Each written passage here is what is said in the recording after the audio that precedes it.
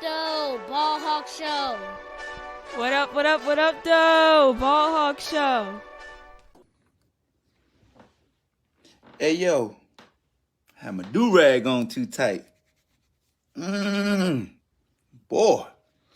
What up, man? I'm in here laughing, man. I just did one podcast episode. Figure I'd go live for this one. So I ain't gonna record this in GarageBand. I'll just upload it straight from YouTube. Hopefully everybody having a good morning, man. Y'all get in here. We got to talk about Randy Moss. I forgot whose show he was on, but he gave his top 5 receivers of all time. And people asked me to talk about this. People actually told me to do a podcast episode. I didn't want to do nothing like, well, I guess I could wait until this. Should I wait until this afternoon and do this? Because I'm going live. Should I do this afternoon? Nah, I'm going to do it now. The hell with it. It's holiday season. You know what I'm saying? I did do, hey, yo, you Jets fans, I did an episode for y'all, and I punished y'all. So, just to let y'all know, I'm about to drop that episode in about 2 minutes. So, if you're a Jets fan, you're going to want to kill yourself. Not literally, but you're just going to want to kill yourself. You heard, they can't see you. So, Randy Moss, I forgot what show, but who cares what show he was on. But Randy Moss, basically, I ain't got no beef what Randy said about him being the best. Like, if you that great, you supposed to think you the best, right? My issue is he had Jerry Rice at 4, though. God, how you got Jerry Rice at 4? I mean, my personal top 5, you know what I'm saying? It's Jerry Rice and then T.O. Come on, Stephon. Not yet, Stephon. Stephon ready to go ahead. Hold on, man. Let me get through my soliloquy right quick before I let you in here. I'll let y'all know what I'm letting guess then. Let me get it out the way. So I got Jerry Rice 1, T.O. 2, Randy 3. I think the first 2 were consistently great more. I think Randy is the most dominant and scariest out of all those guys. You know what I'm saying? But I think Randy had himself, T.O. No, so he just said he had himself and T.O. number 1 and number 2. And then he said Jerry might be 3 or 4. That's what I heard. I didn't look at it all the way through. Don't you throw out some crazy top 5 now. Nah, but that's just my thing. I'm going to go with the guy that's consistently great longer. When you look at Jerry Rice, man, and I want to say, I forgot what years it was, but he had like a 7-year, 8-year stretch where he had like 1,200 yards and 10 to 17 touchdowns. Like, I could look it up right quick. But it was crazy, yo. It was something that I was like, yo, Jerry Rice to me is the greatest football player ever. Like, he's the GOAT. Not no damn quarterback. My wife likes some damn Joe Montana. I like Jerry Rice and but you said he's the greatest of all. I think he's the greatest football player of all time, Jerry Rice. So she said F that. So from 1986 to 1995, Jerry Rice basically averaged, like, give or take, 1,300 yards and 12 touchdowns. That's crazy. I'm gonna just read you what Jerry did. 1986, which was his second year in the NFL. 1,500 yards, 15 touchdowns. 1987, in 12 games, Jerry Rice had 1,000 yards and 22 touchdowns. 1988, 1,300 yards, 9 touchdowns. 1989, 1,400 yards, 17 touchdowns. 1990, 1,500 yards, 13 touchdowns. 1991, 1,200 yards, 14 touchdowns. 92, 1,200 yards, 10 touchdowns. 93, 1,500, 15 touchdowns. 94, 1,500, 13 touchdowns. 95, 1850. God dang. I'm gonna show y'all right quick. He look like me in high school. Look at that. Look at this, man. That's the greatest football player ever right there. Look at that. And he averaged 20 yards a catch one season. Look at that. Let's go to, Let's go to when he 40 something, what he did. At 41, 800 yards. 40 years old, 1,200 yards. 39, 1,100 yards. Yo, that's ridiculous, bruh. That's ridiculous. That's ridiculous. That is ridiculous.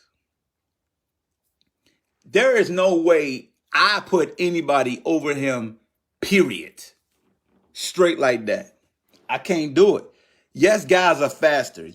Yes, guys are more athletic.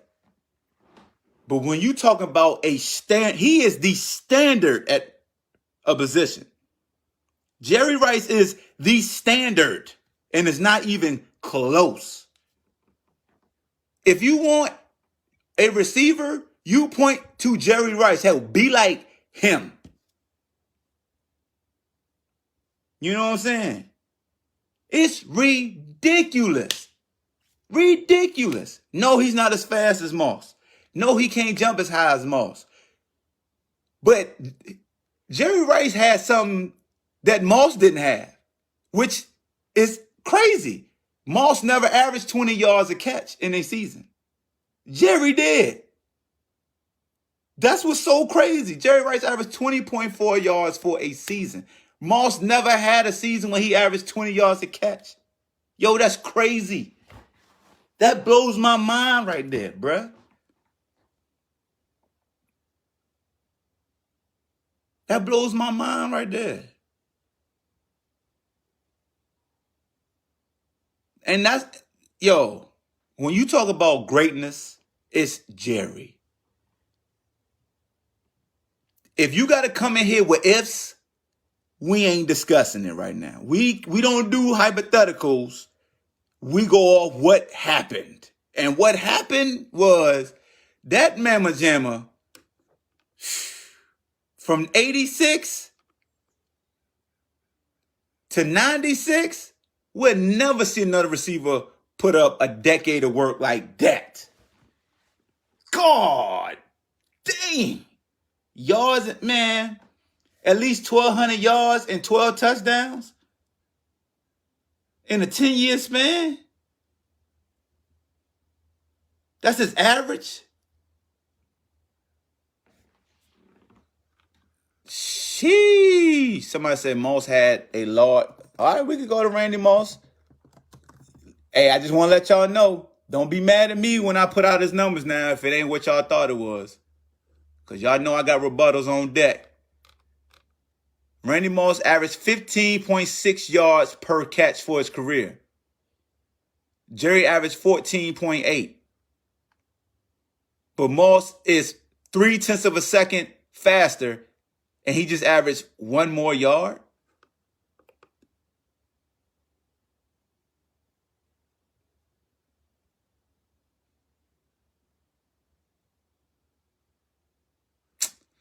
I'm just saying. Shout out to Randy Moss 2007 season where he had 23 touchdowns. That was dope. 1493 and 23 touchdowns. I mean, Randy Moss had spectacular Minnesota years. He came out the gate pumping. 1,300, 17 touchdowns. 1,400, 11 touchdowns. 1,400, 15. 1,200, 10. 13, 7. 16, 17. Then he had 13 touchdowns and 767. Went to Oakland. Don't nobody count his Oakland years, but that's like Jerry Rice's old years. Then he went to New England, 14, 23. Then 1,011. Then 12, 13, then kaput. Nothing else. Nothing else was the same. You know what I'm saying? Adams and Hopkins are on their way to do it. No, they not. Shut up. No, they not. Dude, why y'all be doing this shit? Why y'all be just assuming somebody on their way to do it? No, they not. Jerry played on arguably the top 3 teams of all time. All right, so that means Randy Moss New England seasons don't count. If we want to play that game, Anthony. Because so when people throw in Hall of Fame quarterbacks, I say this about Randy Moss. Randy Moss had in Minnesota the quarterbacks who fit his skill set. He had big arm quarterbacks. I don't care about stature. Attribute-wise, they fit what Randy did well. Culpepper, Cunningham, and Jeff George all had titanic arms. They could throw the bitch 80 yards down the field. So if y'all want to play this pulling straws, Hall of Fame this, nah. People perform, bro. Last I checked, you perform. You get busy. You know what I'm saying? Like, y'all got to stop that mess. You know what I'm saying? Who would you draft as a GM, Rice or Moss? Based off what I've seen, Rice. I'm going to get my return with Jerry. And I'm going to get longer production. See, that's what I do. Like, we just, like, if you just going off, see, here's the thing that I think gets misconstrued when we talk about players, right? We go off what gives us, you know what I'm saying, it makes our mouth just water, right? So this is why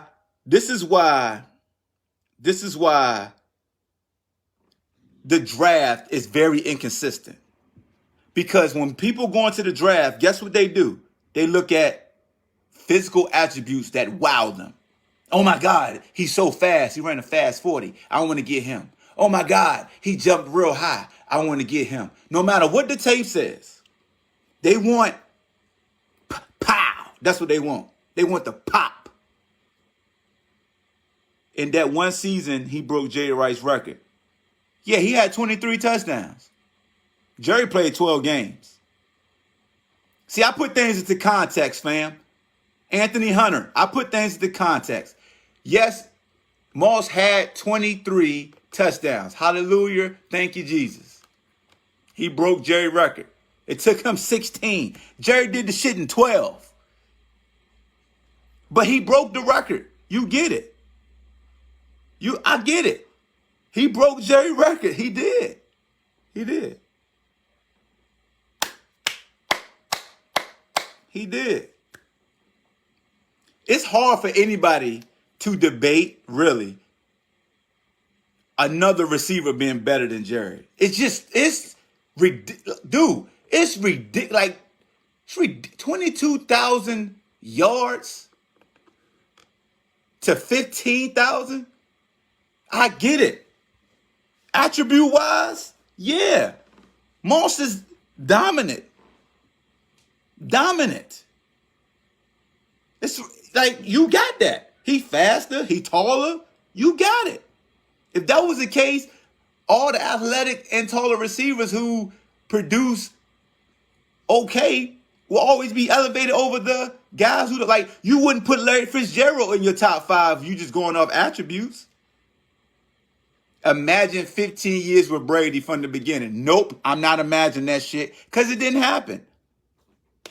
It's like, you look, y'all, that's how, look, either we gonna talk what happened or we gonna talk make-believe. Imagine me at 6'5". I'll be absolute bananas. But you know what? The universe ain't rock like that. So I ain't gonna be in the streets talking about, hey dog, if I was 6'5", I'd be a 15-year NFL vet and making millions of dollars. People tell me, shut the hell up. Move on with your life. So that's why I don't play hypotheticals. That's why I don't do that. So I just want people to know, when people throw out hypotheticals to me, I don't play that game. That's why I don't. Because it's just like you saying, man, if I would have did this, they'd be like, y'all, shut up. Live your life now. You know what I'm saying? No, I said 12 games to put it to context, but I still said Moss had the record. That's what just impressed me about the 22, that he did it in 12. That's the only reason. I didn't negate Moss's record. Anthony, one thing you ain't gonna never do better than me is rebuttal. I am the rebuttal king. People will tell you, I'm nice with the mic. You came to Tulsa, I am nice. You trying to compete with me typing. You can hit the invite. I'll invite you so you can talk, so you can see firsthand. No, you ain't put the context. You tried to beat me in my own game, and it didn't happen. Because you went way left. If Moss would have had, if Jerry would have more speed, who would be better? Let's keep playing this. I like this type of game. If Jerry Rice was 6'4" with more speed, who would be better? Yeah, I like T.O. over Moss too. But I want him to answer that question. If Jerry Rice was 6'4" with more speed, what we doing?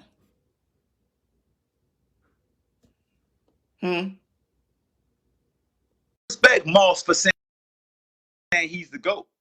He's supposed to. He has the cachet to go. He's that good. When you're at that, you can say, I'm the best. I wish more athletes would stop trying to be humble. I'm glad Randy Moss finally said, I'm the best, because he'd be too humble for me. Just say you the best. What up, babe? Hey, can I say something real quick, Carl? I ain't gonna be in here long, bro, because I know you're going on one of your tangents right now, and I'm loving it. But I just wanna chime in on this debate, man. Listen, we gotta understand something, dog. That Jerry Rice played in an era where it was a predominantly run offensive era, where the run game pretty much you had to have a solidified run game. So he did all this with mediocre speed. And on top of that, we're not gonna talk about the Joe Montana, because like you said, Randy Moss had quarterbacks that had physical attributes that could get him the ball, that could throw the ball. But understand something, that this is what made Jerry Rice unique and different than Randy Moss. Jerry Rice could run the full route tree, the complete route tree. Randy Moss only was great in post, straight line speed, and about 3 to 4 route combinations. Jerry Rice could run the entire route tree, understand how to stem DBs to get open, understood how to recognize coverage schemes, knew how to do wide receiver options, knew how to sit in holes. He just understood in terms of studying the game. He knew how to do things that receivers nowadays can't emulate. That's why he's the GOAT, dog. It's not about physical attributes, and because like you say, if you go by skill set, if you go by sheer speed, sheer size, then Randy Moss, yes, he has those intangibles. But when you talk about the nuances, the details, the details and the definition of the wide receiver position, there's no. We're talking about a godlike human being, dog, that touched the football field. The standard.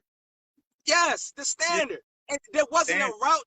And just imagine if they created fucking bubble screens for Jerry Rice back in 1988, the way that they're able to get wide receivers out in space and maneuver and pull linemen and stuff, and the athleticism of linemen nowadays, the way that they had hogs back in them days, dog, that was doing basic pass blocking.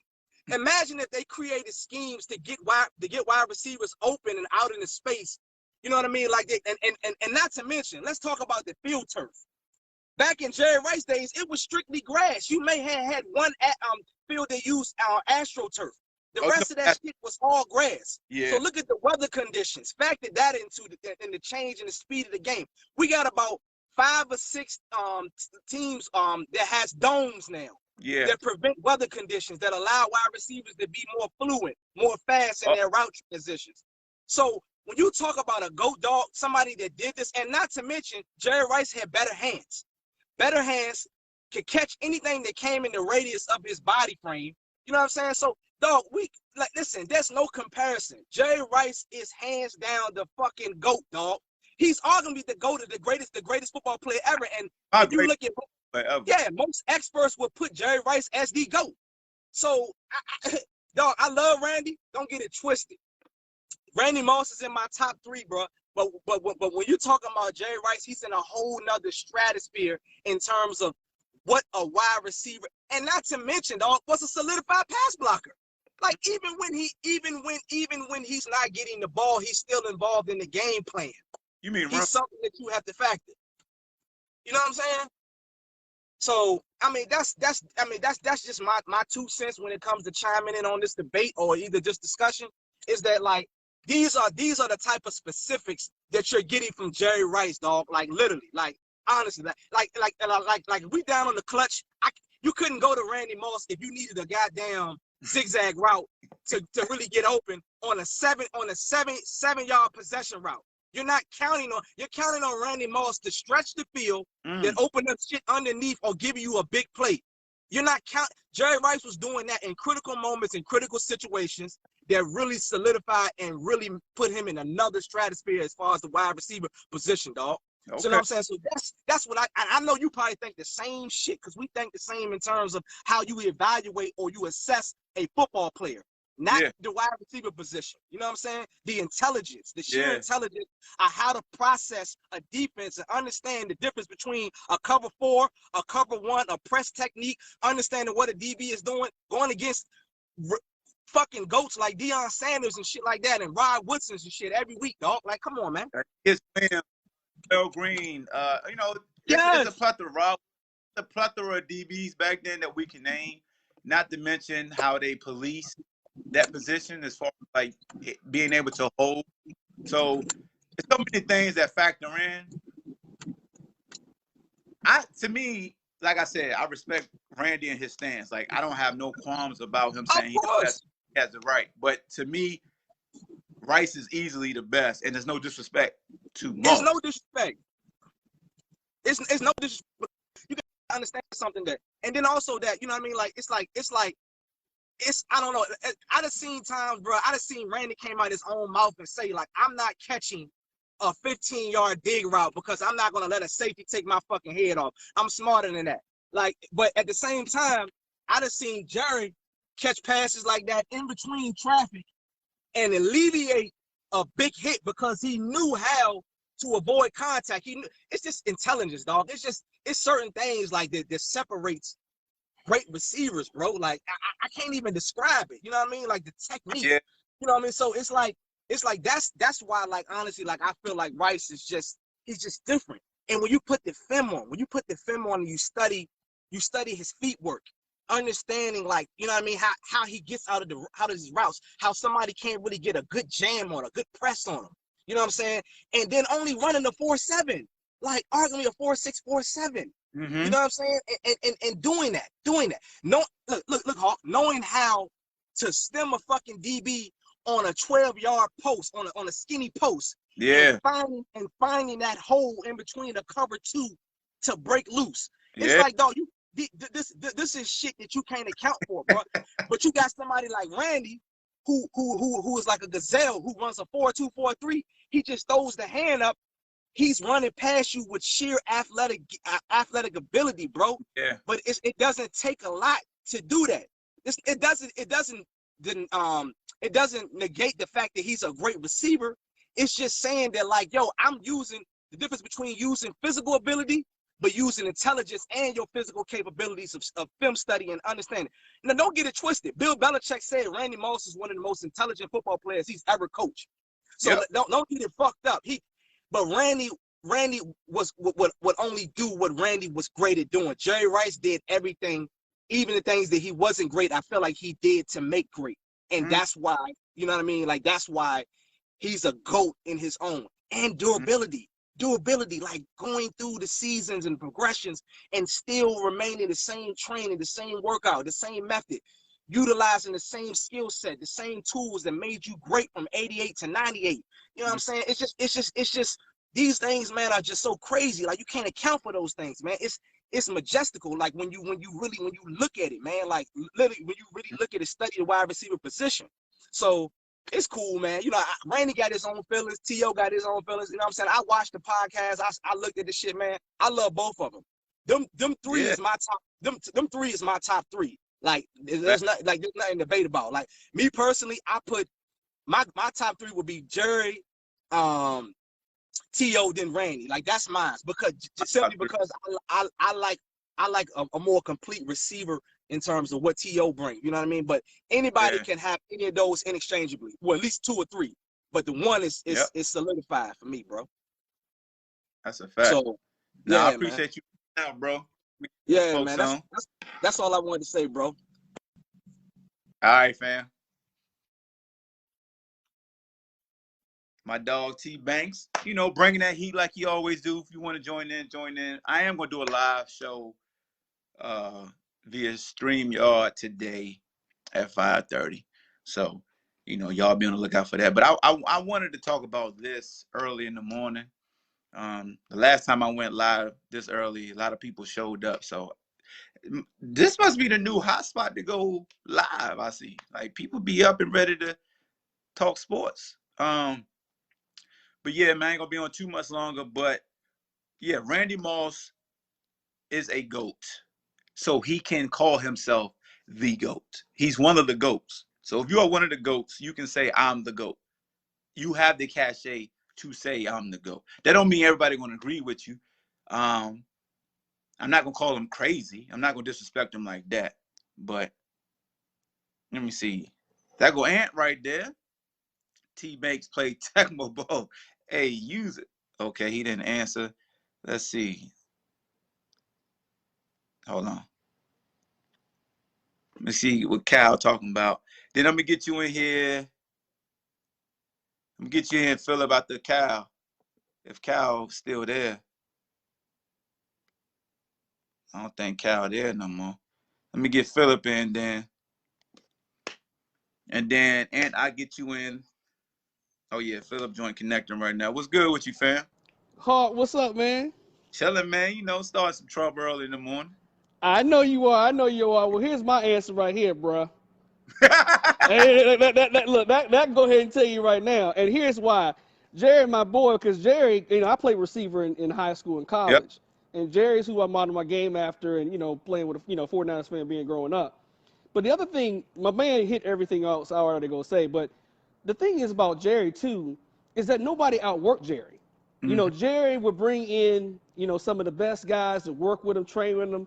They couldn't keep up. Ricky Waters, all these type of cats, right? Mm-hmm. And, Jerry was productive from the time he was a rookie to the time he even finished his career with the Raiders and the Seahawks. Like, Mm-hmm. he still was getting 50, 60 balls, was still part of the joint, making things happen. Yeah. And then Jerry, too, was a great blocker as well. So when you throw all those kind of components in it, yes, he had Montana throwing to him, and he had Steve Young as well. But he also had Jeff Garcia, Rich Gannon, all these guys as well, too.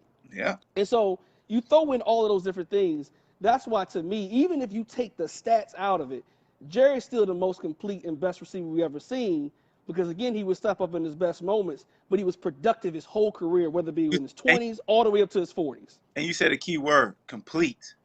Mm-hmm. Complete. That I think that's what. So Randy's so special physically that this is what we do. It's just like that female that's very attractive and got a big butt. You don't care that she acting a certain way or Right. she ain't nice. Like, you see the physical attributes and you absolve the negative. You know what I'm saying? Right. We with players, a player is so gifted that we allow him to talk a certain way or act a certain way because it's like, yo, I want that though. Versus Right.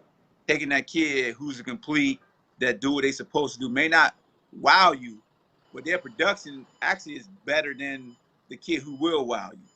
Right. So that's why, like I said, that's why the draft missed so many times, because once they run the 40, we clamor at the 40 time. Oh, I gotta have him. Mm-hmm. And So then, too, to add to it as well, we got to think about the time when Jerry was coming out, where Bill Walsh saw him play a game in a hotel room, was like, who is this dude? He had like 5 or 6 touchdowns in a college game. yeah, And they're like, you know what? We got to get this guy before every game. What people don't know, most people don't know, is the 49ers jumped the Cowboys in that draft, and mm-hmm. because the Cowboys were going to draft Jerry Rice. So because Wall saw him, in that hotel room, and was like, man, who is this guy? We got to see what he is. Let's go ahead and grab him. So I just think, man, Jerry's time, what he did, and just how he was productive his whole career, regardless of who he was getting thrown the ball to, just Yeah. kind of showed like just his overall game and his impact. You know what I'm saying? And so, and I love Moss too, but I think Moss also too developed because he had Chris Carter be his mentor. And I think that's kind of how he developed that work ethic, got things going, because he was really talented, but he never, but I think that helped him build his potential too. Definitely Yep. that. And look, man, people forget Jerry Rice went to Mississippi Valley State. Exactly. Yep. So if you're about to coach him, I mean, I love it. Right. People be about to coach him. Yep. Hey, and you got it. And remember too, you know, Moss was at Florida State, then got in trouble, went to Marshall, Yeah. and still balled out. He was a monster. Let's not get it twisted. Yep. You know, but I do think. Here's what I will say. This though, you tell me what you think, Hawk. If Moss had that same mentality that Jerry did and actually executed that throughout his whole career, we might be saying that he is better because he definitely was more talented. But I do think because those times he took plays off, we saw what happened with the Raiders, you know, being disinterested at times. I think those are things that kind of hurt him in reference to being number one. But I do think from a talent perspective, if he had a similar work ethic as Rice in conjunction with the systems that he played in, he could have been maybe number one. Yeah, and then you know, it just goes to show how your attitude can kind of like put like this. Mm-hmm. If Randy would have ended with the attitude of like when he went to Oakland Raiders, like people wouldn't even put him up this high because they hated how he was acting. But once he went to New England, he, you know, basically got his image back up, and now he on TV again. But people forget they used to hate Randy. These same folks hated Randy Moss when he went to Oakland. They couldn't stand him. That's true. They couldn't stand him when he hit the little meter maid lady with his car. You know what I'm saying?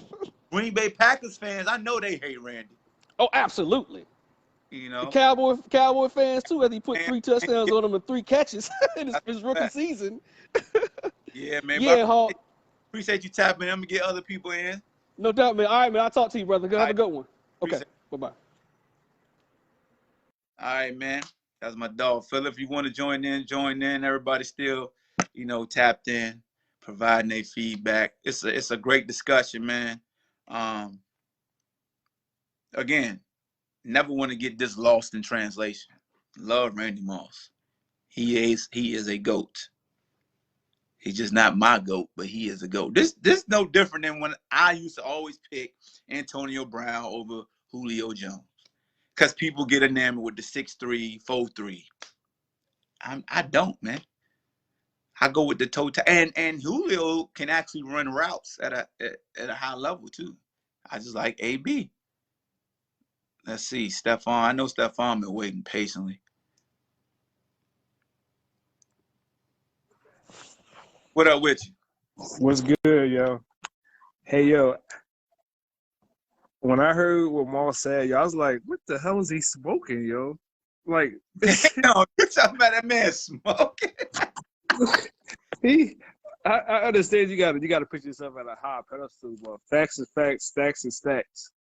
And his numbers is good, but nowhere near Rice. Rice, like you said, Rice is the best athlete, best football player, best football player of all time. Right below, followed by freaking Deion Sanders and Barry Sanders. So I mean, I like Jim Brown. My pops put me on Jim Brown. You know what I'm saying? Yeah, he did average 100 yards for his whole career. Yeah, so, I mean, he is a monster. Yeah, but yeah, Moss is. I don't know what the hell his problem is. Like the dude said, Moss only ran one route, and you can't stop it. So I mean, but Rice is just. Let y'all. Like, I'll take T.O. I'll take T.O. over Moss too, because T.O. can run every route tree too. I ain't gonna look. So let me go ahead and make sure folks know. I'm not saying Moss.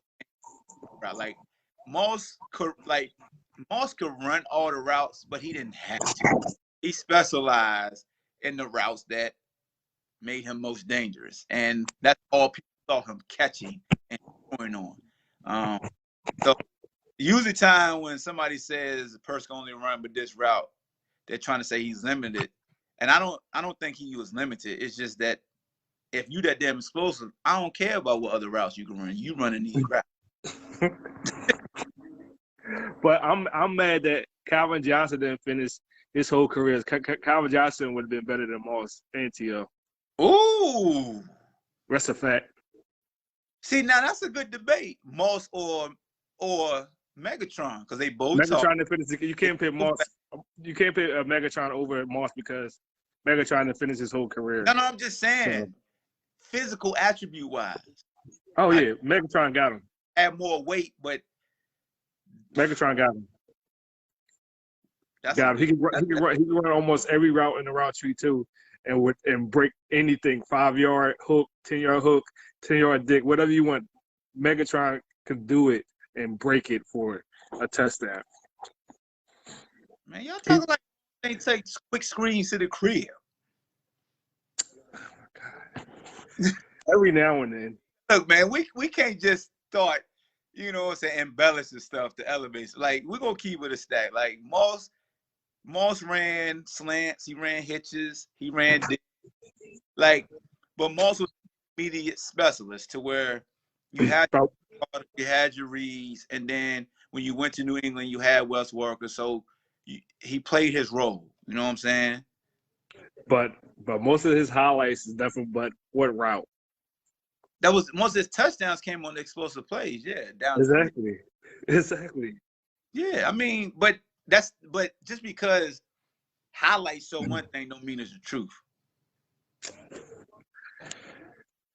You can see, look at Jerry highlights, and he had different explosive touchdowns on almost every route in a route trip.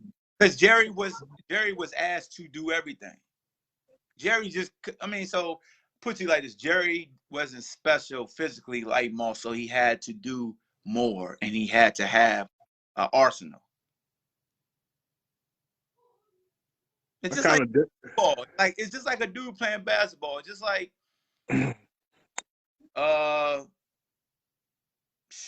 like a Kyrie or somebody that need handles versus a dude like Westbrook who just gonna blow by you and dunk on you. You build those, like, people know Westbrook is limited in his toolbox, but he don't gotta be as advanced as them other dudes because he got that one thing they don't got. He got that explosiveness and that burst. You feel what I'm saying? So Rice had all of that.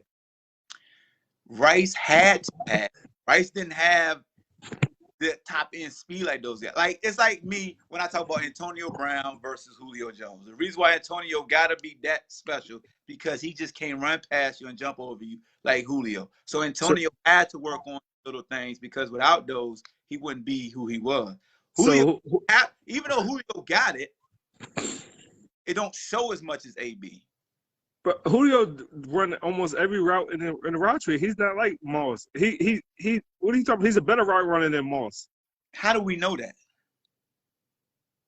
Look at the film and don't lie like you always say. So you can tell when somebody really can't run routes by the other routes that they run. So that's what I'm saying. I'm not gonna say Moss can't run them. No, I'm not saying he can't, but he does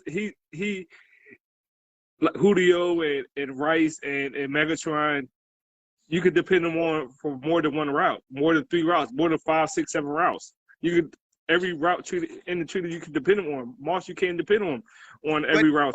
Know that though. He was never asked to run every route. If you got Moss on the team, you telling him to run every route, or you telling him to run goals and posts? I'm running what he know how to do, the goals and the posts. Okay, so why would you have him run the other routes when?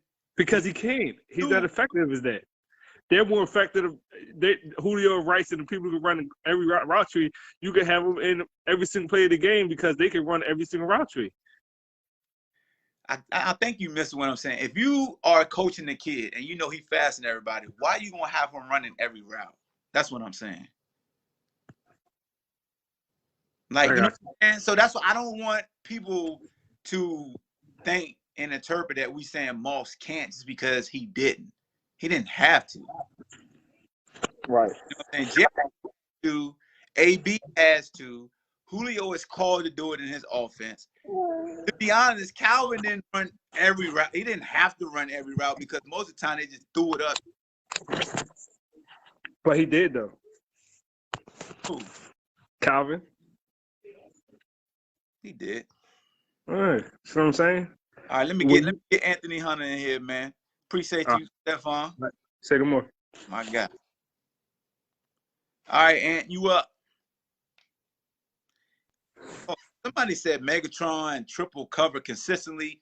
Hey man, take that comment, throw that shit in the trash. Won't nobody triple cover consistently? What up, Ant? First of all, good morning to you, man. What's up, bro? You got the A in the back, okay? I want to appreciate you for letting me on. But Always. first, let me just say, just from what the last guy said, it's how are we gonna sit here and say that Randy Moss can't run the route tree, man? I did see. You saw how I tried to make sure that. Right. And I see you clean that up. I mean, we're saying that Randy Moss is every childhood player outside on the streets. Facts. That's you feel me? Good analogy. Like nobody ran a dig when we were playing in the streets, bruh. Who didn't run a 9? Every quarterback wanted to show their arm off that they can throw the ball deep. Every player wanted to say, "Oh, I can burn you in the street, bro." We were not running no zigzags, bro. It's just crazy the fact that don't get me wrong. I'ma still say that Jerry Rice is the GOAT. Period. The body of work, the numbers, they do not lie. Yeah. All I'm saying is Randy Moss athletically was just superior. Yeah. Yeah. That's it. I'm not saying he's better. He was just a superior athlete. That's a fact. And if the reason why I said the comment about Brady, because that's when we got to see Moss in a high fashion. Even though he had big numbers in Minnesota. No, I like that team ain't go 15-1 and had the best offense too, though. We can't poo-poo on that. Even though people don't respect the quarterbacks like they do Brady. Right. And my thing is, it's just even the numbers in Minnesota were great, but when you got with Brady, it was too easy. Like it was like throw it up, I'm gonna go get it, because Brady actually had a decent enough arm to get it to him, triple coverage down the field. But let's just be real. If he didn't have no quarterback who could get the ball to him, Randy Moss can run a slant, bro. Oh yeah. If he didn't, yeah. If he didn't have that aspect, he could run a slant. And then my thing is, he had a chip on his shoulder, just like Jerry. Yep. You know what I'm saying? Jerry coming from Mississippi Valley, he like, look, bro, y'all gonna pay. Moss, you had the Notre Dame, you get kicked out, you go to Florida State, you get kicked out. Now you at Marshall, who goes undefeated every year. Yeah. And he come in the draft, he like, I'm gonna make 21, 22 teams. Yeah. Hey. He made the Cowboys pay time. Exactly. Now, if Jerry had 4.2 speed, I guarantee he would not run every route in the tree. He wouldn't have to. He wouldn't have to. He wouldn't have to work that hard. And that's what I'm saying. Him, just as a player, you want to mold yourself after what Jerry did, because he's the prototypical player in any sport. Standard. You know what I'm saying? It's a standard that he set, the work ethic. You know for a fact that he's going to give you 110% when it's not even possible. Yeah. So we know that. And if Moss had that mindset, instead of saying, "Oh, I got this chip on my shoulder, so fuck everybody," then the outcome will be totally different. Because we know the fact that when people don't like you, they're going to downgrade your talent regardless. Yeah. You feel me? Folks don't like Kobe Bryant because they say he tried to play like Jordan. That's 1 strike. Yep. LeBron is better. That's 2 strikes.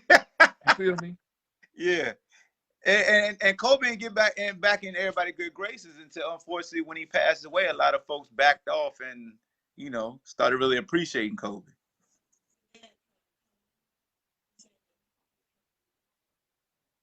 Oh, we lost your audio, bro.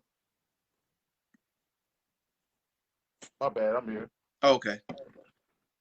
But I mean, it's just I'm gonna be at the box, man. I don't want to take about your time. I know you're a busy man, but I appreciate you anyway. I'm just saying, man. If we hate, I hate to do the if factor. If. Yeah. You know what I'm saying? If Kobe was 6'8", 250 with his mindset, I mean, what would the NBA be like? I mean, my favorite player is Dwayne Wade. Facts. So if Dwayne Wade was 6'7", 6'8", you know what I'm saying, with his It's always, mindset. yeah, that's it's always fun to try to think if everybody was the same size, that's when you pay attention to somebody's skill set versus Right. And skill wise, Jerry Rice is just the ultimate player. Mm-hmm. But like he said, I really feel like he had to be. Yeah, he did. He really had to be.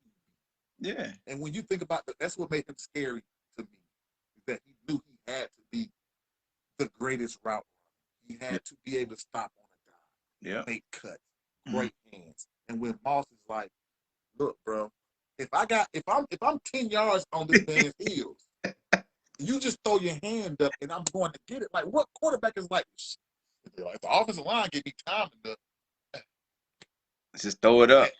Look, Moss. That's another thing I want to say before I get out. Moss. Facts. I appreciate you coming on, dog. I appreciate it, bro. Anytime you see me on, man, especially if I go like the live joint, man, we'll let you jump on, man. I got you, bro. Appreciate it. All right, fam. That's what's up, man. Hey, yo, Rico, you still trying to come on, fam?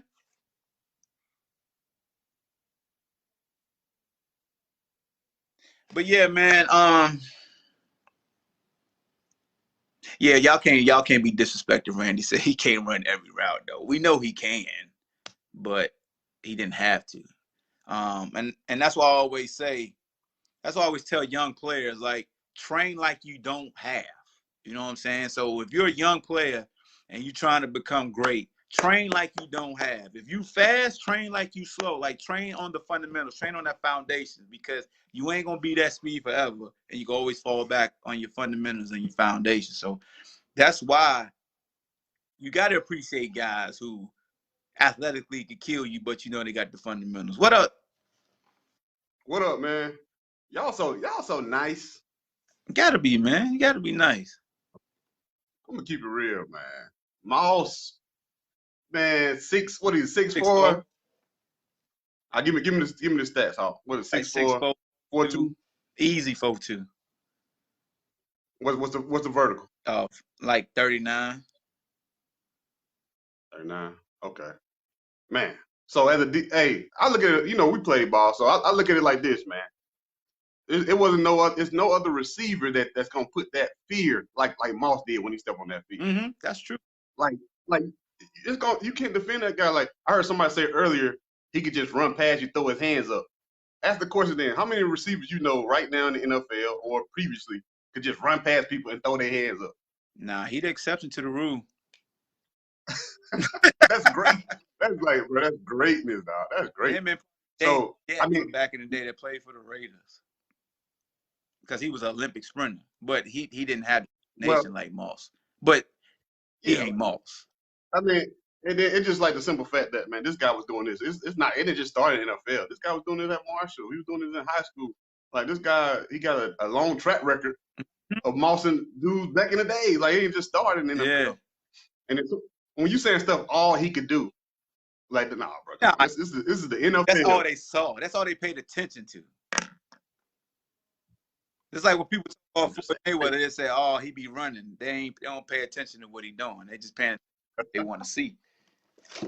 This man he's a receiver, dog. He's a receiver. Like any other receiver, he can run the same route. And I was asking you earlier, like, if you had to go in the draft, you said you'll get Jerry. But like, we was outside playing ball, and we had these two standing by each other. Who you got? Jerry? I'm gonna get Jerry or Moss. I'm going with Moss. I'm sorry. No, but I'm going off what I've seen. If I never seen them in appearance, you're always gonna go with the physical guy. If we doing pickup, and you don't really know guys, but somebody be like, "Yo, he fast as hell."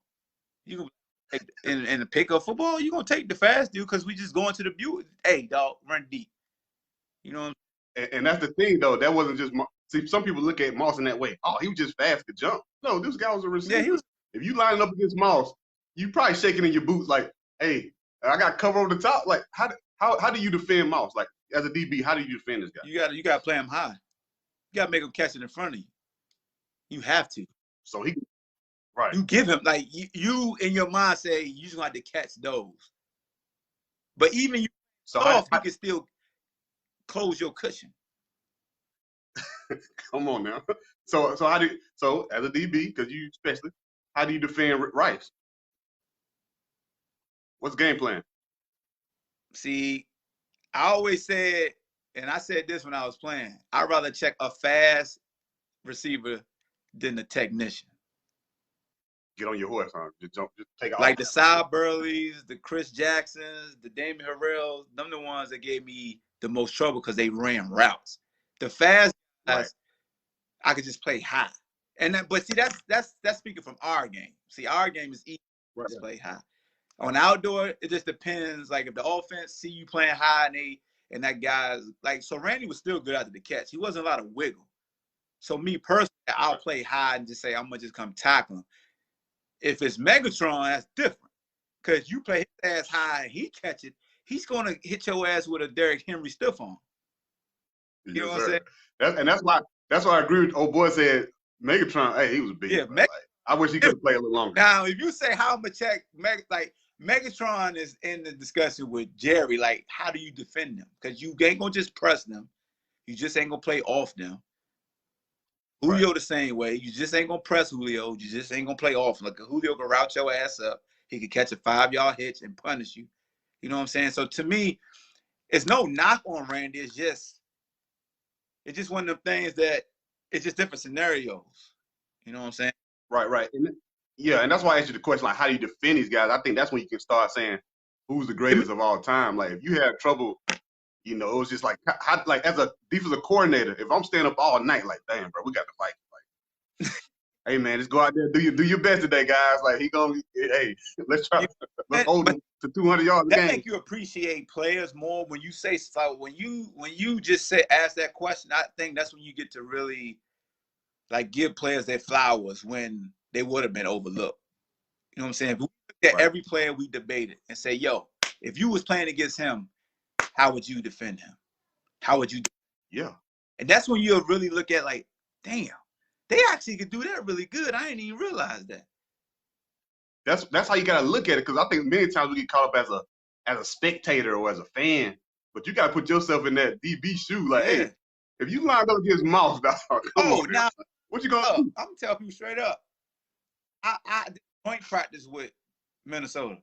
The dog, you tried to press him, and you'll get a good jam on him. You thought, yeah, and he'll put his hand up, and you like, I'm right here, and you do what they tell you to do. You looking lean, and once you look up, because he put his hand up, you can't film no more. I've seen like you beside him, he throw his hand up. You like, oh, I got your top shoulder, your inside hip trap. I'm about to looking lean, and when you looking lean, you realize he gone. Y'all hear this? And your job gone. Y'all hear this man talk. So like he's like Moss was different. Like I'm gonna tell you like this. Trying to press him was scary. He's 6'4", and he had a stance where he had his outside hand like up close to his chest. He was working on something to where to jam him, he can either swim you real quick or he can slap and get through. But you knew he was fast. And he was just running by everybody. So what we did was we had John Capel playing with us in KC, and because Randy was talking trash, he was running by people. And he made a statement like, can't none of y'all, and y'all ain't never seen speed like this. And it was like, dog, we got John Capel. And then John Capel was taking off, but he won't Randy, like he couldn't catch like him. But his ass was flying, and Randy was like, I still beat him. Like, it was just one of the things where Randy could still, like, that's a 200-meter Olympian. Randy was like, I still beat him. We looking like, yo, he got a case. You know what I'm saying? Like, hey, look, hey, you hear what you saying? Like this, he talking too. So that's a whole different mindset too. Like, not only do you have the physical attributes, but that, like you said, I think Ant said it earlier, like he had a chip on his shoulder. Oh, hell yeah. Like when you know, like, bro, I don't have to run that route. I'm not gonna block. Y'all throw me the ball, cash, hey, straight cash, homie. What Deion say? Man, y'all got me out here to cover. Make a business. That's great. Exactly. You ain't paying me to come up and hit nobody. Because so as much as folks say they'll take like Rod or Charles Wilson because they more complete, which they can. It's just one of the things with Randy. It's like, yeah, Jerry may be more complete, but if that's what you like, because when we look at GOATs, it's preference anyway. That's Yeah, right. Preference. Like, it's who would you prefer? Who attracts you? Because when it comes to a wide receiver position, I'm a smaller guy, so I appreciate. Right. I'm not tall, so I'm gonna go with the ABs. I like Jerry. I go for those type of receivers. I always say that. I always, because that's my implicit bias. I'm gonna go with the shorter. Even though I was fast, I sympathize with them dudes more. You know what I'm saying? Right. But I ain't gonna say Julio, Megatron, Randy. I ain't gonna get mad. Them dudes is a beast. Yeah, you made a great point there. Like, I guess, and I'm finding myself gravitating towards those like bigger receivers because I love Julio, I love T.O., all those guys. But you're right, though. You're right. So T.O. changed my mind with the big receivers. It took me going up against those guys in person, right? I wasn't a huge T.O. fan. And the same year I was in KC, we played San Francisco in the preseason. He took a little drag route, 75 yards the first play of the game. And I realized T.O. was like fast. I never knew he was that fast. Like, T.O. can run. You know what I'm saying? And I saw him warming up. I saw him running routes, but I saw how put together he was. But I saw like just the little nuances of running routes, how he had mastered it. I was like, yo, he actually really good. Like, trash talking aside and all that little, like, that cat is nice. You know what I'm saying? Hey, you know what you should do too? Mm-hmm. Like, I know you do your thing, but have like almost like a film session, like where you can bring these people, like these spectators in and actually see, like, hey, look, this why Jerry was great. Look at this route. I know y'all don't understand it, but you know what I'm saying? So, dog, like, yeah, that's like the next thing I'm trying to incorporate when I do the live shows, of just trying to make sure, like, when if I do share it to like YouTube, I don't get hit with, like, because most of the time a lot of people try to hit you with copyright strikes, so I gotta. Yeah, true. But yeah, but that's what I want to do, though. You want to bring in a casual fan to our sessions, that, because when we watch them, it's like people who play see the game differently.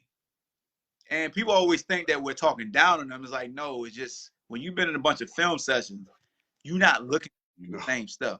The same stuff move us like it moved them, and vice versa. You know what I'm saying? We're getting hype over some little stuff.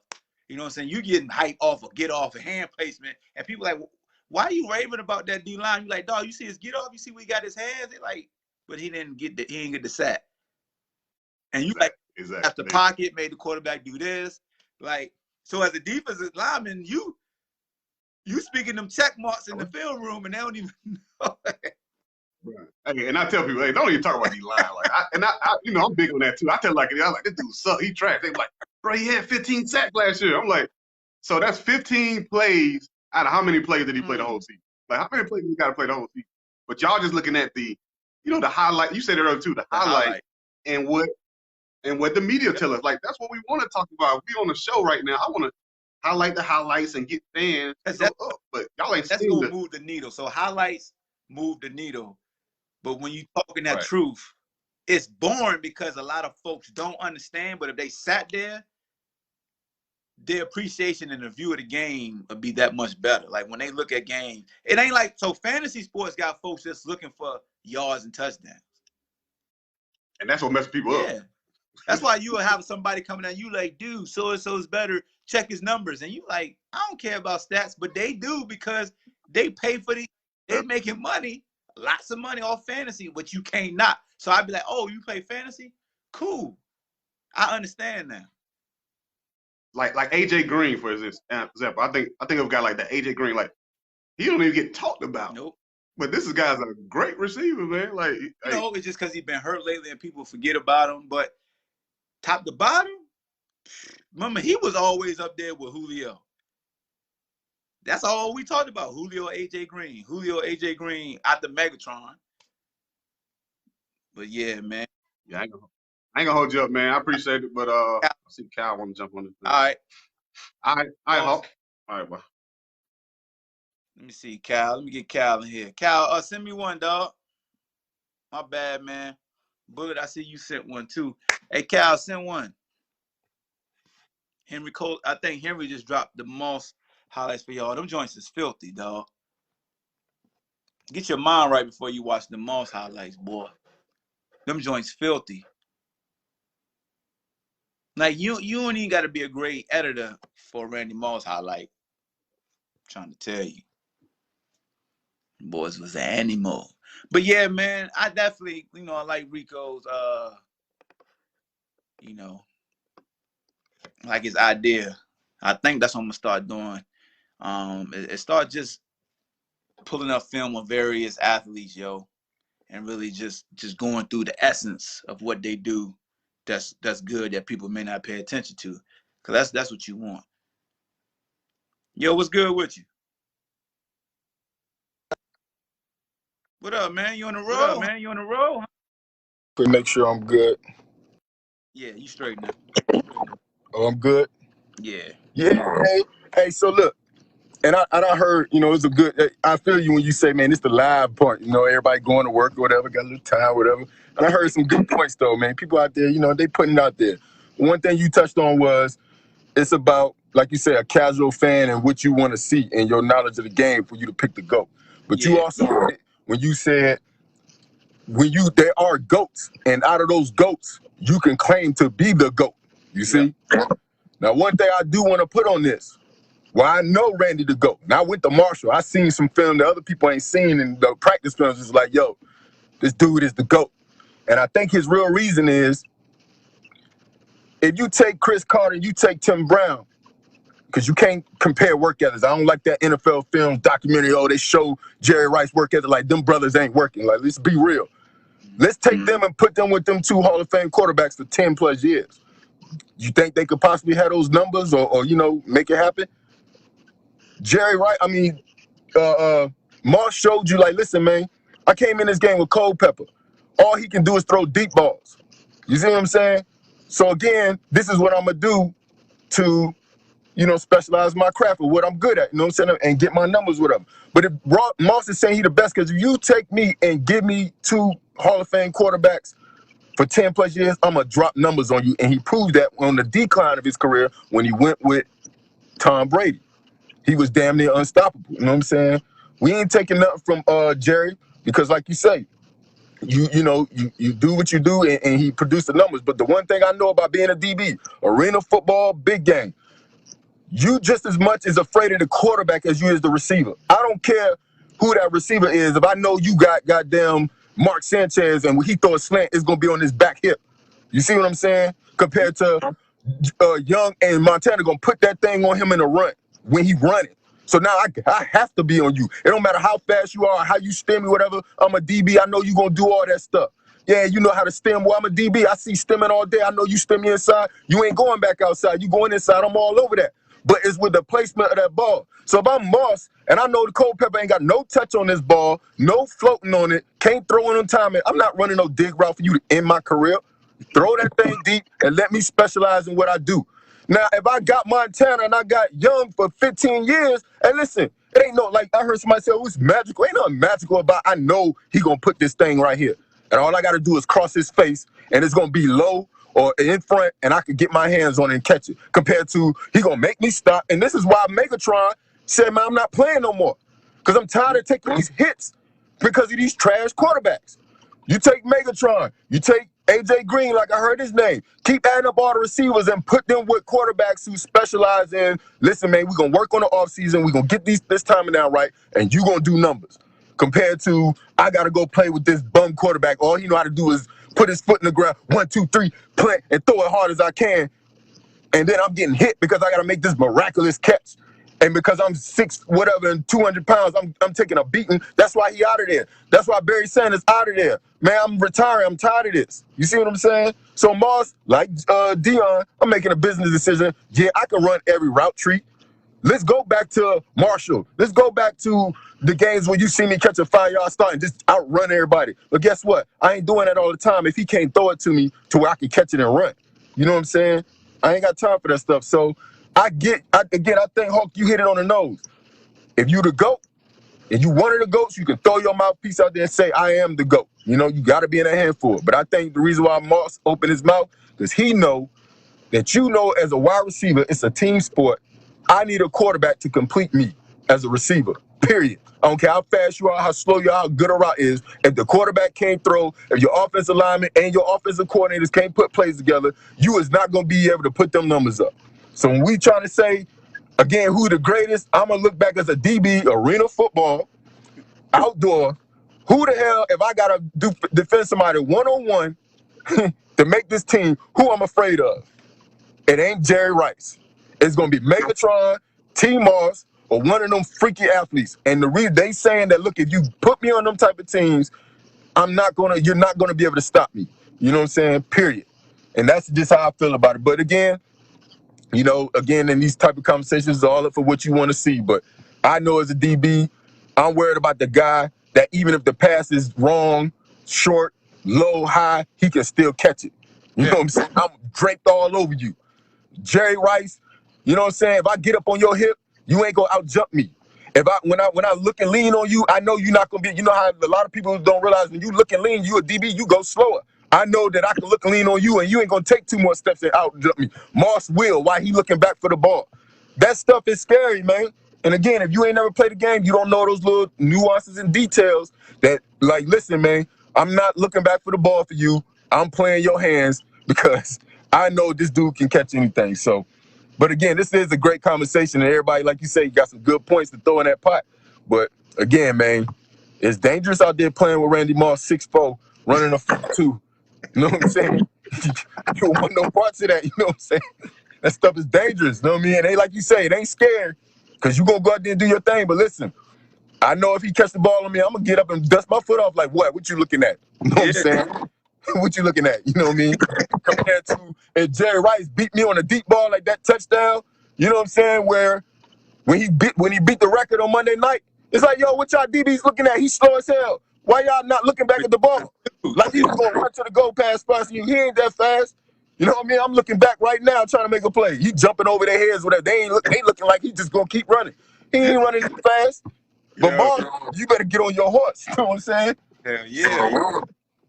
That's how I feel about it, though. But anything, man, I'm gonna get up out here. Shout out to the BallHawk and the show. Everybody that got their opinions on everything, man, because it's real out there talking this because it's all about your taste, man. It's all about your taste. So. I appreciate you.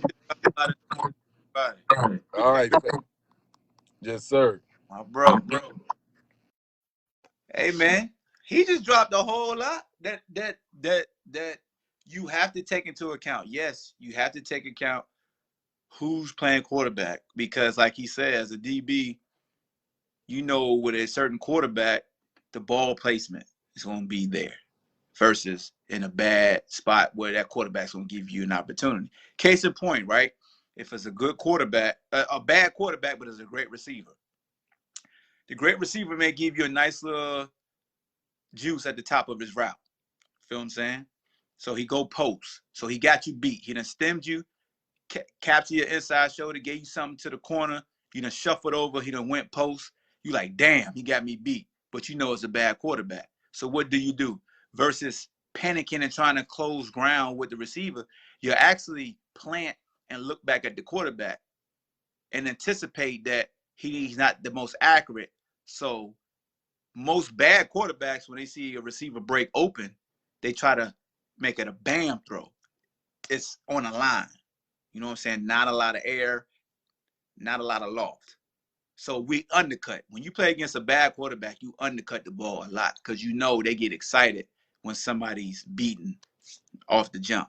So Cal made a great point. You know what I'm saying? If I saw I was playing a quarterback that I thought was average, that I saw in film recognition that I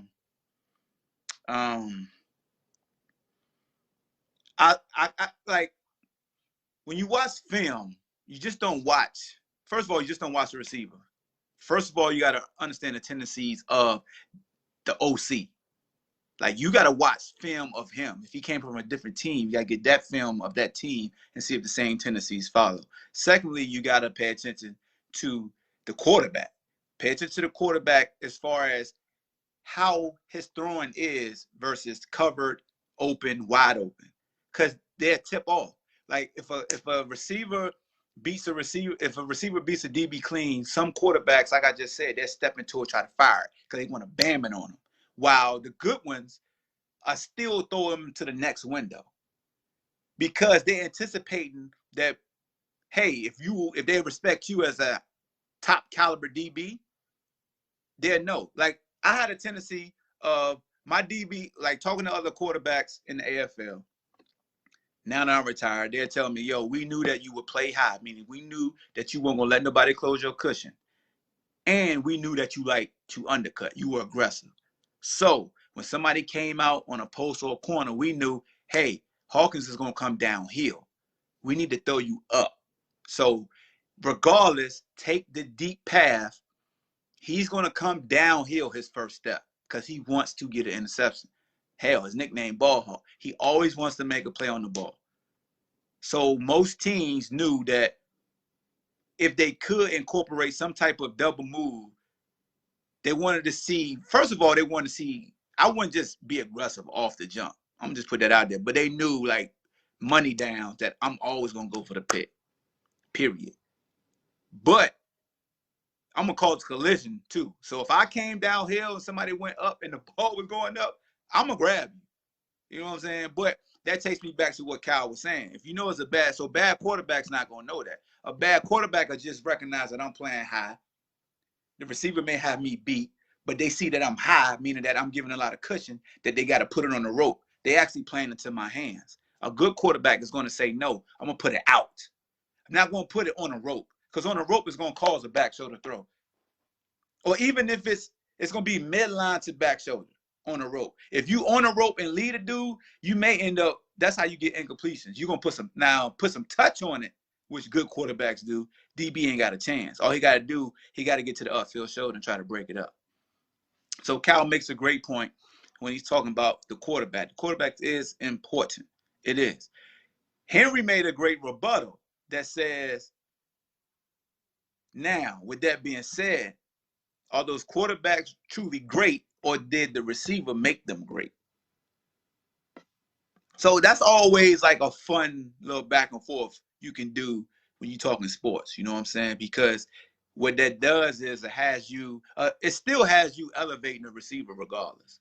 You're still trying to figure out how good that receiver is. So you're still tapping into what they do, period. That's why I like having these discussions, because it goes from talking trash to the educational piece. Once you get to the educational piece, that's the essence of having debates, because you're learning about not only the players, you're appreciating the players, you're actually learning what your homeboy know, and then you start learning what you may not know and he knows, and dog, your palate is that much more awesome. You feel what I'm saying? Like, if you get into a sports debate just trying to be right, then you ain't, like, it's a waste. I get into sports debates trying to learn even more. You know what I'm saying? You learn every day, B. You know what I'm saying? You might learn how dumb somebody is, but you still learning. You know what I'm saying? No, I'm just messing with y'all. Most late in his career even changed Belichick thinking of how to attack defenses. Receivers make quarterbacks to me more. Yeah. Now, you know, they always got that great saying that, you know, the quarterback has to throw the receiver open. Even with a quarterback throwing a receiver open, that receiver still got to separate. They don't ever tell you that, right? So, yeah, a quarterback can throw a receiver open, meaning he can foresee that this window's open and that window's not open, and he throws it to that window. But even with him throwing it to the window ahead versus the current window, that receiver still got to separate from the DB. They don't never tell you that. So while, yeah, you throwing me open, you basically just put the ball in the position for me to catch it, which a quarterback should do. You know what I'm saying? Like, you threw it. At the end of the day, you're throwing it away from the defense. That's throwing a receiver open. You're throwing it away from the defense. You're now allowing them to have an opportunity to get their hands on it. You're anticipating so you change the interception point. Football is angles. DBs, we always try to anticipate the interception point. When we break on the ball, where's the interception point, right? If you're running a hammer route and we coming downhill, do you work down the stem or do you work at an angle towards the ball? So we got to determine where's the interception point. So if we see that you guys are taught to come down the stem, but the interception point is going to be straight down from where you came from. If you work to the ball, the interception point is going to be at an angle, and I'm meeting you there. So that's all that is. If you're running the dig route and I'm inside leverage and the quarterback don't see it, what interception point is actually going to be where I'm going to break down where I'm at. So if I'm inside leverage and you outside and you running a dig route and you never square me up, your interception, I'm the interception point. Like, you got to come through me to get to the ball. So a bad quarterback is going to actually throw it right to me, while a good quarterback, I'll probably throw it right out there because I'm already inside. He ain't even going to let you get inside. He'll just throw it out there. So you could call that throwing somebody open, because don't come in here. The quarterback is like, yo, he's sitting there. Like, so when receivers come out, they break, and then they be putting one hand back, and they be like, yo, why you throwing it behind me? Fool, he telling you that the damn DB is going to knock your mouth off. So a lot of times when fans look at the game and you hear commentators, oh my God, he just threw it behind the receiver. The great analysts will say, but if you look at where the defender's at, that's actually a good throw. But from the untrained eye, it's like, damn, man, he throwing it behind him. He got to put that on him or put it in front of him. No. Sometimes the quarterback placement allows you to know where the defender is at. You know what I'm saying? You feel me? That's what I love about talking quarterbacks and receivers and DBs. Like, you get to really understand what goes on behind closed doors. And then the next time, I would tell y'all this. A lot of times, if you're watching the game, I do this with boxing all the time too. Cut the volume off. Cut the volume off and just in your head try to analyze what took place. You become the color analyst. Just cut the volume off for like a series or two, if you can, and look at offense or defense. Just look at the game and just try to break down what happened. You know what I'm saying? It'll really have you tap into your football IQ and trying to understand schematically what's going on, what took place, a chess match. Because a lot of times we are influenced based off what we hear from the analysts. We do. It's human nature. And it's just like listening to music. You just say, oh, I'm listening to the beat. No, you listen to the words. Them words is better than you. Because you're going to be in the club and you singing every lyric. Like, God damn, how'd I know the lyrics? Isn't better than you. It's no different than the football game. Plenty of fans be sitting there and the color analyst can say, oh, this quarterback is doing X, Y, Z, X, Y, Z. Guess what the first thing you'll say once you get into the barbershop with your homeboy? You'll say everything the analyst said, and you don't even know it. He's influenced you if you truly are looking like you buy into what he's saying.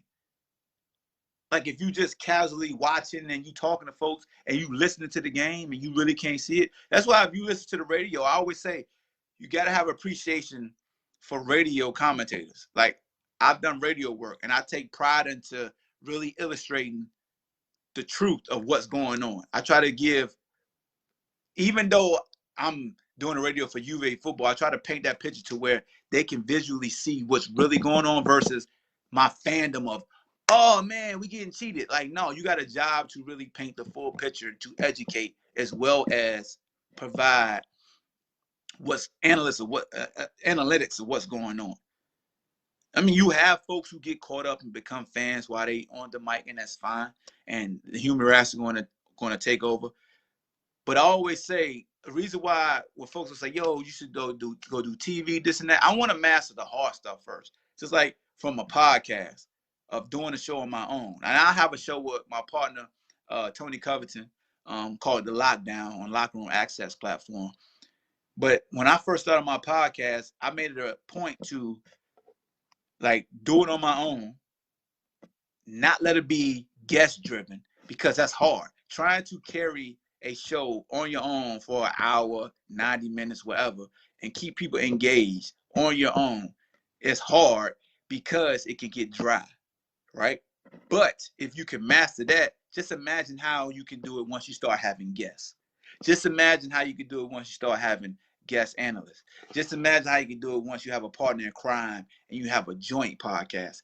It's that much easier because you've done the grunt work. You've done the foundation, right? It's no different than when you want to be an analyst. I'm starting with radio because I want to do what's considered hard. TV, the visual's there. The visual's there. Somebody drop a pass, you be like, oh man, he dropped the pass, he should have caught that. Then you're getting 30,000 replay. Radio, you don't get a replay. Radio, you got to remember, right? Like if Number 55, Mr. Tackle. You don't gotta replay ain't gonna tell you that. You gotta make a mental note why it's going on. He missed a tackle at the 10, and then running back still running. Oh, he juked that dude, he's still running, juked that dude, still running. And the color analyst gotta remember everything that took place. After he finished breaking down what he got tackled and gave his analysis, he kicks it to you, and you gotta say, yeah, because at the 10-yard line, 55 didn't get his head in front. The running back did a great job of hitting the bottom of the numbers. Receiver, so-and-so, whatever his name was, got a good block. He cut back. Like, you got it. That's a freestyle rebuttal with no replays. I don't think people realize when you do radio, you don't get a replay. So can you imagine doing that for years and then going to TV with people in your ear, queuing up a replay for you? Yo, we got that replay of the last one. Check out number 55, what he did. That's what y'all probably looking for. They telling you that. And you like, oh, yeah, it's right here, number 55. They telling you. And I'm not saying it's easy because it's hard having that, what is it? Well, I forgot what they call it, IA or IE, that thing, that the microphone in your ear. Dog, it's tough. When I was doing the fourth side this year, y'all seen it on Twitter and Facebook for UVA, I had a producer in my ear. And that was different for me because I'm so used to going like off the cuff. I got a script, but most of my scripts are just bullet points, just telling me when to transition. That's how I do my show. I don't really write a script word for word. I got transition bullets. Like, here's how I'm going to start. I'm going to get to this point. All right, transition, talk about this. Transition, talk about that. So it's just little bullets. And I know how I'm going to flow versus when you're on TV, you basically got to write out everything you say. You can't deviate because they got it timed up. You deviate, you gonna mess up the timing. Hey, yo, man, we gotta go to break. You need to cut that. Oh, break. You know what I'm saying? Damn, I just went left, didn't I? How did I get here? Anyway, but yeah, man, appreciate Rico for coming on. Appreciate Cal for coming on. Appreciate Anthony for coming on. Appreciate Stefan for coming on. Appreciate T Banks for coming on, man. I'm still gonna do a live show today because I got to talk about, of course, you got to talk about Jalen Hurts and the Eagles and Wentz situation. Got to talk about Haskins' situation in Washington. Talk about Baker Mayfield in Cleveland. I guess we could talk a little bit about the college football Final Four and everybody's thoughts on that. But it's gonna be a fun show, bro. It's gonna be a fun show today at 5:30. I didn't do one last week, so we got to turn up for real. With this holiday season, y'all gonna see me doing a lot more live videos like this, probably around 9 in the morning. That seems like everybody, transition to work, they could tap in. So I'm, that's what I do. But yeah, man, appreciate y'all, man. I'm gonna make this a podcast episode, so I'm gonna upload it to iTunes, Spotify, YouTube. So if y'all missed it in its totality and you running or something, you can put your boy in the ears. I do the same thing when I run. I listen to Joe Budden's podcast. I listen to Jamel Hill podcast. I listen to Drink Champs. I listen to I Am Athlete with Brandon Marshall and them boys. I listen to a lot of podcasts, man. I always try to stay in tune of what's going on so I can sharpen up my craft and see how those, people doing it, You can't never be ashamed to listen to other people and compare how you would, present a certain discussion. You feel me? Like, they ain't competition. They peers. They people that you just be like, okay, they doing it too. You appreciate them. Because I'll compete with the person in the mirror. I compete with what I did yesterday trying to get better. I always tell folks that stop competing with everybody else. Compete with yourself. You are your biggest competition. Be the best you can be every day. The best you. So every day you try to elevate from what you did the next day. Too many times we try to do what the other person did. Their success ain't your success. My success ain't your success. You know the definition of your success, man. So be great. Appreciate everybody. Salute to my dog, Bryce Perkins. You see I got a shirt on right there. Play for the Rams. That's my guy, B Perk. All right? Y'all be easy.